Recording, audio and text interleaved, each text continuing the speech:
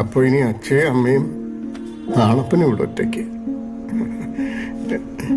നീ പതുക്കെ ഒരു അല്ല അതാ പറയാൻ വന്നത് ഞാൻ. പോണതിന് മുമ്പേ നമ്മുടെ വണ്ടി വെക്കണം. അല്ല അതിന്റെ ആവശ്യമില്ലല്ലോ മോനെ, അതിവിടെ കിടന്നോട്ടെ.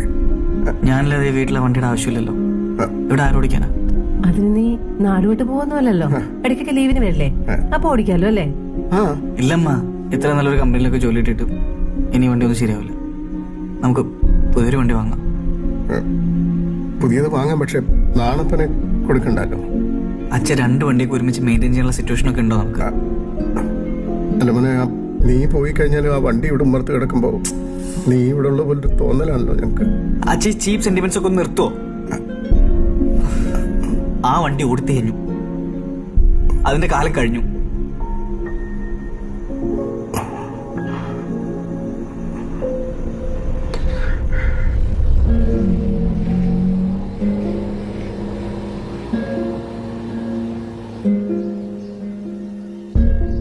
ഗൗതമേട്ടാ, ഞങ്ങൾ നാണപ്പനെ വാങ്ങട്ടെ? അല്ലിപ്പോ പറഞ്ഞുറപ്പിച്ച പൈസ തരാം. നിനക്ക് വട്ടാണ് കഴിച്ചു.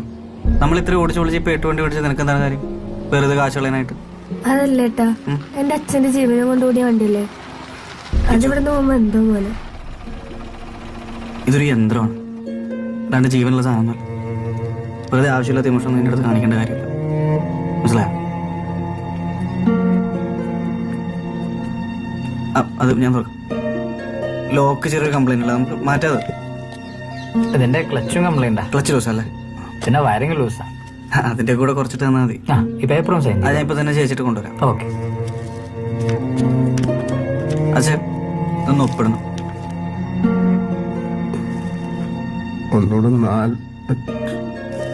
അവിടെ കിടന്ന് തുരുമ്പെടുക്കത്തേ ഉള്ളൂ, പറയുന്ന കേക്ക്.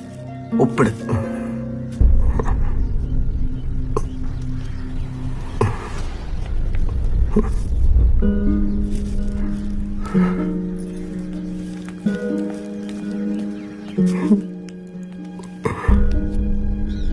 അപ്പൊ കൊണ്ടുവെക്കാം.